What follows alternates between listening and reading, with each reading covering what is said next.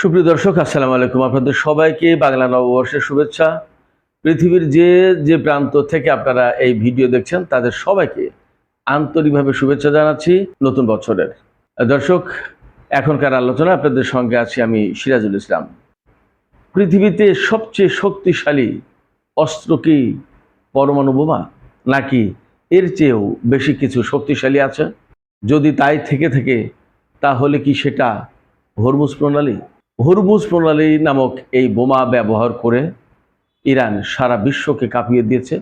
সারা বিশ্ব থরকম্প অবস্থা। ইরানের পরমাণু কর্মসূচি নিয়ে যতটা না বিপদে, তার চেয়ে অনেক বেশি টেনশনে, অনেক বেশি চাপে ডোনাল্ড ট্রাম্প ইরানের এই হরমুজ প্রণালী নিয়ে। কি করে এই হরমুজ প্রণালী ট্রাম্পের জন্য এতটা সংকটের কারণ হয়ে দাঁড়ালো, তার আদ্যপান্ত বিশ্লেষণের চেষ্টা করব আজকের এই ভিডিওতে। আশা করি আপনারা শেষ পর্যন্ত সঙ্গেই থাকবেন। দর্শক, হরমুজ প্রণালী নিয়ে গত কিছুদিন ধরে কি কি ঘটেছে তা আপনাদের সবারই কম বেশি জানা। আপনাদের সবারই কম বেশি জানা বাবাল মানদেব প্রণালীর গুরুত্বটা কি তাও, এবং বাবাল মানদেব প্রণালী যে হুতিরা নিয়ন্ত্রণ করে, এই হুতিরা কি করতে পারে বাবাল মানদেব প্রণালী দিয়ে, সেই আলোচনাও আমি আজকের এই ভিডিওতে করব। পরিশেষে সবচেয়ে বেশি গুরুত্ব দিয়ে যে বিষয়টি আলোচনা করব সেটি হচ্ছে, আপনাদের নিশ্চয়ই খেয়াল আছে সৌদি আরবের সাথে হুতিদের, ইয়েমেনের হুতিদের যুদ্ধ হয়েছিল এবং সেই যুদ্ধ 7.5 বছরের বেশি সময় ধরে চলেছিল। কেন সেই যুদ্ধ হয়েছিল? সেটা কি শুধুই শিয়া সুন্নির দ্বন্দ্ব ছিল, নাকি এর পেছনের কোনো ঘটনা ছিল? তার পেছনের ঘটনায় কি ছিল এই বাবাল মানদেব প্রণালী? আমি এই 3টা বিষয় নিয়ে আপনাদের সামনে আজকের এই ভিডিও উপস্থাপন করব। আপনারা ধৈর্য ধরে সঙ্গে থাকুন, আশা করি ভালো লাগবে। দর্শক, পাকিস্তানের রাজধানী ইসলামাবাদে যখন ইরান এবং আমেরিকার মধ্যকার আলোচনা ভেঙে গেল, তখন ডোনাল্ড ট্রাম্পের হাতে কিন্তু আসলে আর কোনো অস্ত্র থাকলো না। তখন হয় তাকে যুদ্ধে ফিরে আসতে হবে, আর না হয় ইরানের বিরুদ্ধে এমন কিছু করতে হবে যার কারণে অন্তত সিনে থাকতে পারে মার্কিন প্রেসিডেন্ট ডোনাল্ড ট্রাম্প। যুদ্ধে তো এক রকমের পরাজয় হয়েছেই আমেরিকার, আবার আলোচনাতেও পরাজয় হয়ে গেল। এই গ্লানি, এই কষ্ট কিন্তু ডোনাল্ড ট্রাম্পের পক্ষে মুছে ফেলা খুব কঠিন ব্যাপার ছিল, যার কারণে তিনি ঘোষণা দিলেন হরমুজ প্রণালী ব্লক করা হবে, অবরোধ করা হবে। একটা বিষয় খেয়াল রাখবেন, ডোনাল্ড ট্রাম্প কিন্তু সবসময় আলোচনায় থাকতে পছন্দ করেন। তিনি যখন কোনো আলোচনায় থাকেন না, তখন কিন্তু তিনি অস্থির হয়ে পড়েন।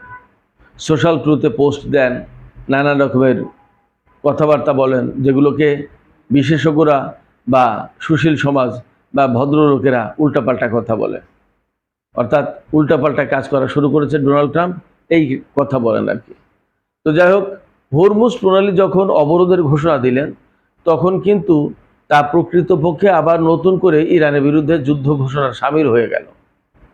তাহলে আলটিমেটলি ইরানকে তখন যুদ্ধের প্রস্তুতি নিতে হচ্ছিল এবং আবার যুদ্ধ করার ব্যবস্থা করতে হয়। ব্যাপারটা কিন্তু এরকম, এবং ইরান কিন্তু একেবারে সাথে সাথে প্রতিক্রিয়া জানিয়ে বলল যে যদি হরমুজ প্রণালী ব্লকেট করে, আটকে দেয়, অবরোধ করে, তাহলে কিন্তু ইরান ব্যবস্থা নেবে।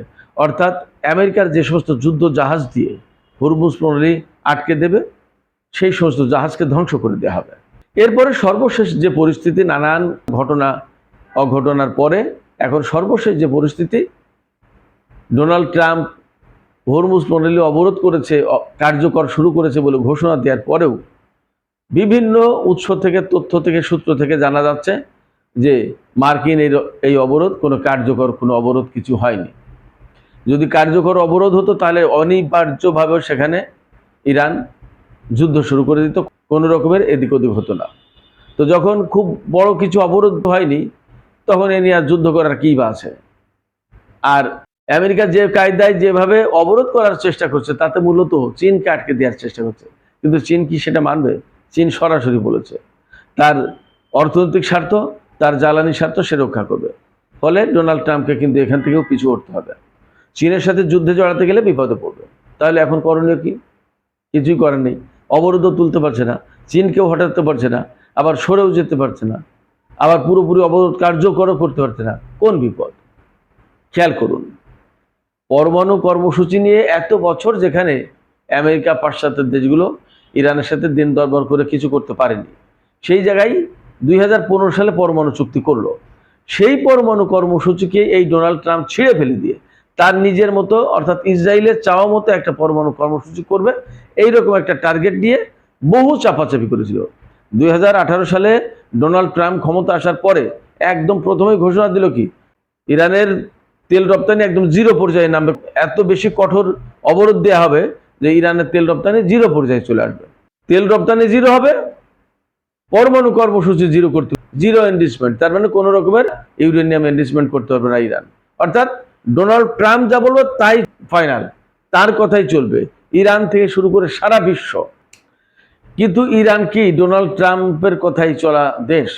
প্রশ্ন ওঠে না, আমরা তো তা দেখতেই পাচ্ছি। সেক্ষেত্রে কি করলো? সেক্ষেত্রে যা করলো, ইরান তো একেবারে ঘুরে দাঁড়ালো, রুখে দাঁড়ালো।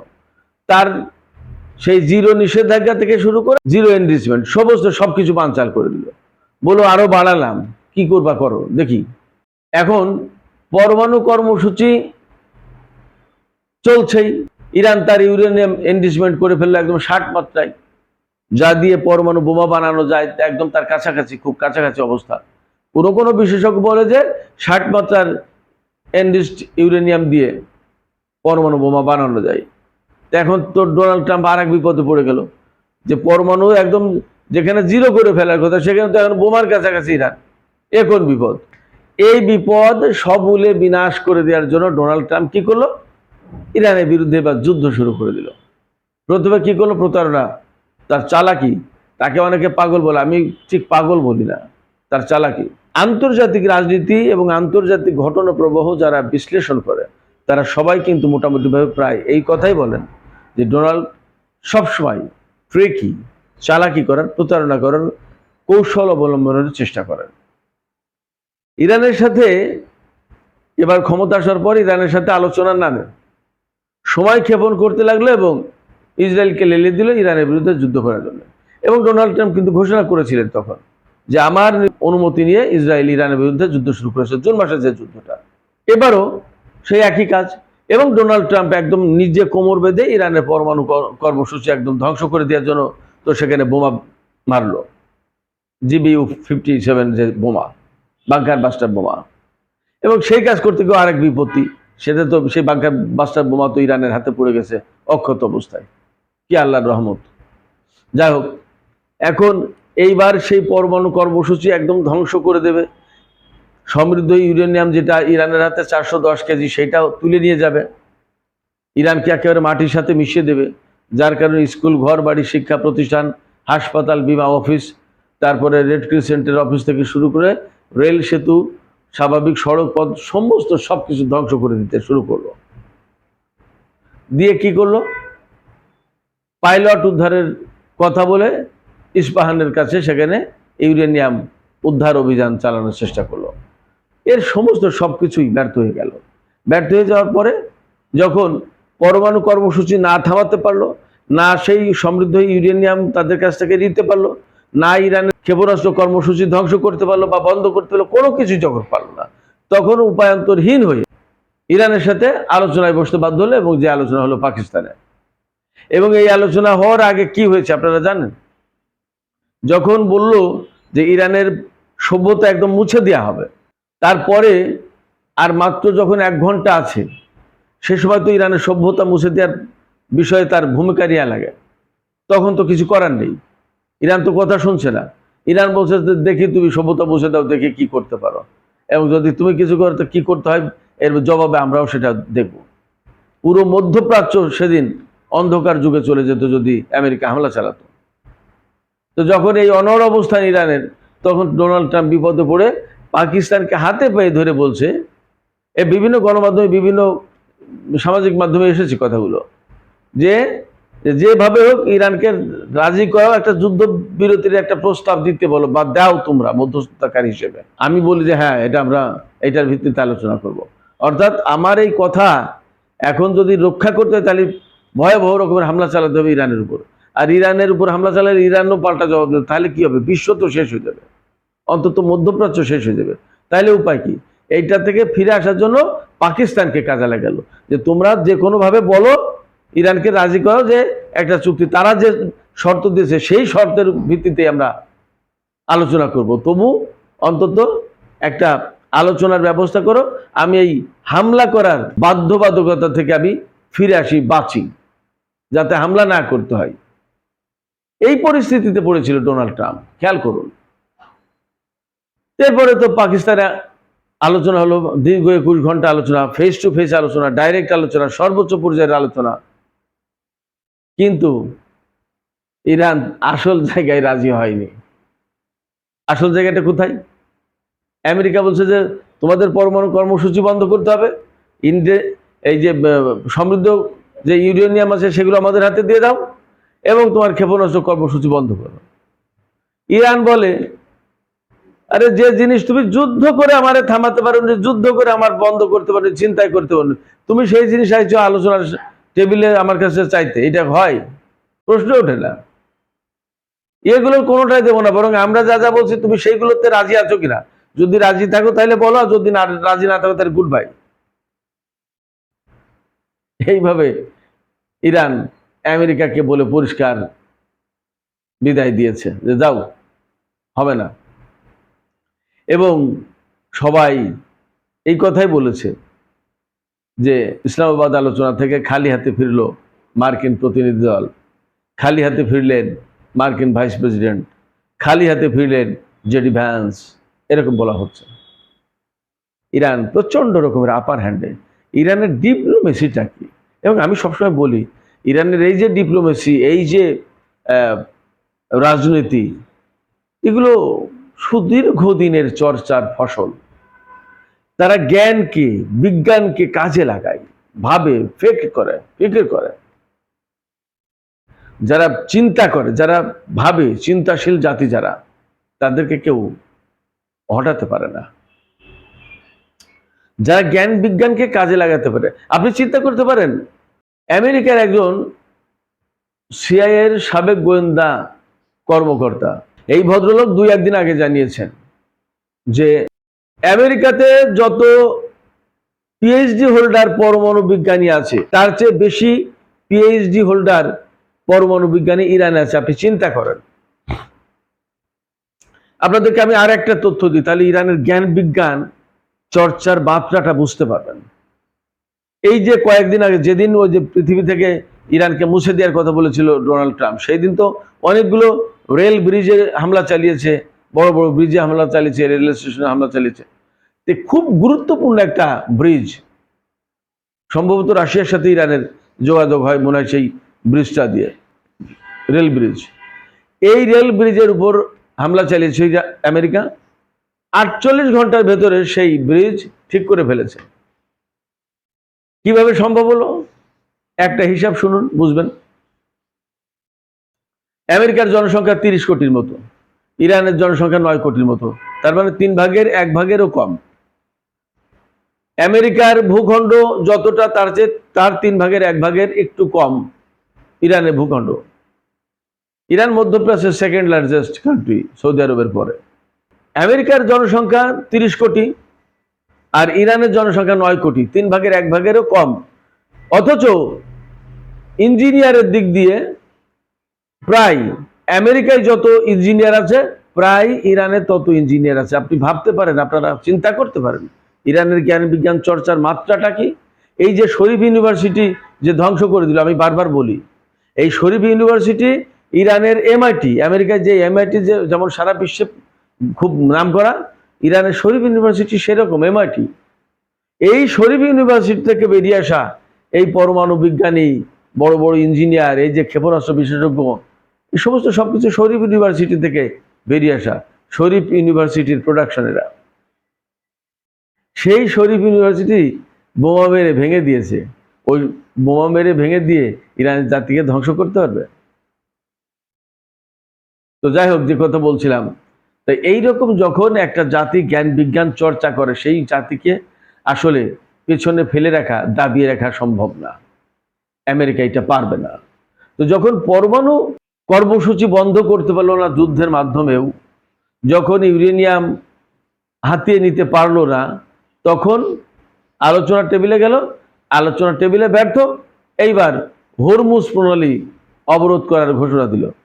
ভাই, হরমুজ প্রণালী তো খোলাই আছে, আপনি কেন অবরোধ করতে যাচ্ছেন? ইরান তো অবরোধ করেনি, সেখান থেকে তো যাচ্ছে আসছে তেলবাহী জাহাজ। কিছু কিছু রেস্ট্রিকশন আছে, সেগুলো আস্তে আস্তে ঠিক হবে, ইরান সেটা বলছে। কিন্তু আপনি টোটালি অবরুদ্ধ করে দিলেন, ইরান তো অবরুদ্ধ করেনি। তাহলে দোষটা কার বেশি? এই যে হরমুজ প্রণালী অবরুদ্ধ করলো, তা দিয়েও কিন্তু আমেরিকা ইরানকে হারাতে পারছে না। আন্তর্জাতিক চাপের মুখে পড়বে ডোনাল্ড ট্রাম্প, ইরান না।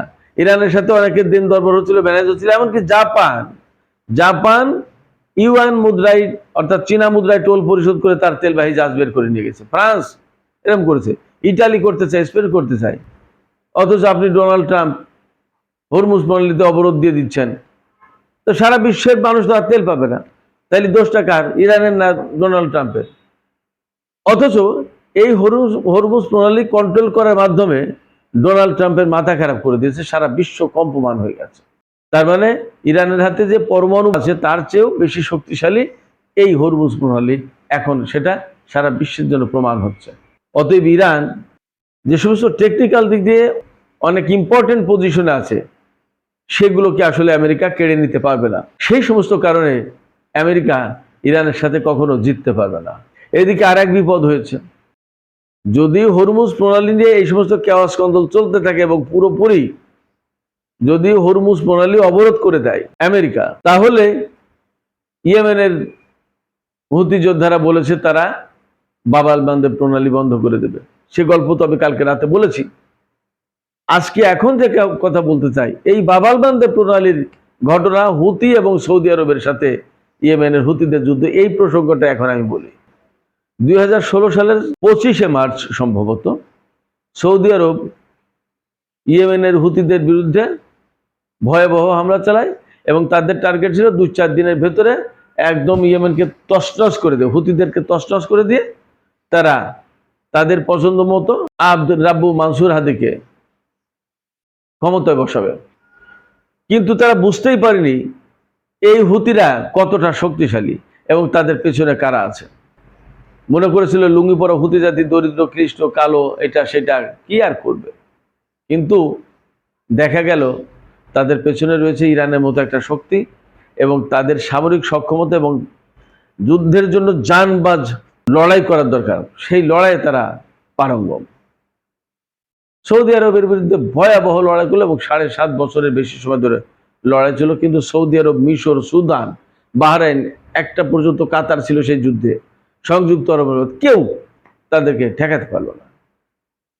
সেই সময় যুদ্ধের জন্য হুতিদের ব্যাপারে যে প্রচারণা চালানো হয়েছিল, বলা হয়েছিল যে এই যুদ্ধটা শিয়া সুন্নির যুদ্ধ। সৌদি আরব এবং তার যে সমস্ত সুন্নি মিত্র, তারা ইয়েমেনের শিয়া হুতিদের বিরুদ্ধে লড়াই করছে, অর্থাৎ শিয়া সুন্নি দ্বন্দ্ব, এটা দেখাতে চেয়েছিল এবং এই প্রচারণা চালিয়েছিল পাশ্চাত্যের গণমাধ্যম বিশেষ করে। কিন্তু প্রকৃতপক্ষে সেটা শিয়া সুন্নির কোনো দ্বন্দ্ব ছিল না।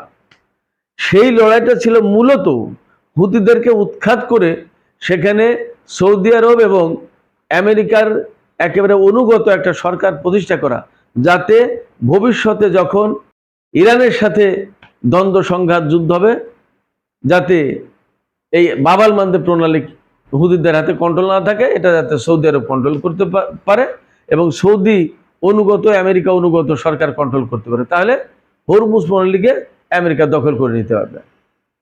আর যদি হরমুজ ওই ইরানের হাতে নিয়ন্ত্রণে থাকে, আবার বাব আল মান্দেব প্রণালী যদি হুতিরা শক্তিশালী হয় সেখানে, তাহলে তাদের হাতে নিয়ন্ত্রণ থাকবে, তাহলে কি হবে না? তো হরমুজও ইরানের নিয়ন্ত্রণে, বাব আল মান্দেব প্রণালী হুতিদের নিয়ন্ত্রণে, সেটা কার্যত ইরানের নিয়ন্ত্রণে।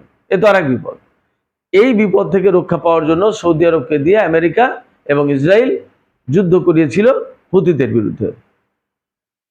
ইরান ঠিকই বুঝতে পেরেছে এবং সেই যুদ্ধে প্রত্যক্ষ পরোক্ষ যেভাবে হোক বিভিন্নভাবে সাহায্য সহযোগিতা করে হুতিকে একটু টিকিয়ে রেখেছে এবং এক পর্যায়ে সৌদি আরব ব্যর্থ হয়ে অটোমেটিক নিজে যুদ্ধ বন্ধ করে দিতে বাধ্য হয়েছে এবং হুতিরা বলে কয়ে আরামকোতে হামলা চালিয়েছে, সংযুক্ত আরব আমিরাতের রাজধানী আবুধাবি এবং দুবাইয়ে হামলা চালিয়েছে এই সমস্ত হামলা ঠেকাতে পারেনি। তখনই বুঝে ফেলেছিল সৌদি আরব এবং সংযুক্ত আরব আমিরাত এই আমেরিকা তাদের নিরাপত্তা দিতে পারবে না। এর কিছুদিন পরে 2023 সালের মে মাসে সৌদি আরব এবং ইরানকে ডেকে মধ্যস্থতা করলো চীন, এবং চীনের রাজধানী বেইজিংয়ে একটা চুক্তি হলো। সেই চুক্তির পরে সৌদি আরব এবং ইরান নতুন করে আবার কূটনৈতিক সম্পর্ক স্থাপন করলো। ধীরে ধীরে সৌদি আরবে আমেরিকা এবং ইসরায়েলি বলয় থেকে বেরিয়ে আসতে চায় বা আসবে আমার বিশ্বাস। এই যুদ্ধের পরে মধ্যপ্রাচ্যে যে পরিবর্তনগুলো ঘটবে তাতে দেখবেন আমার কথা অনেকটা বাস্তবায়ন হচ্ছে, সত্যি প্রমাণ হচ্ছে।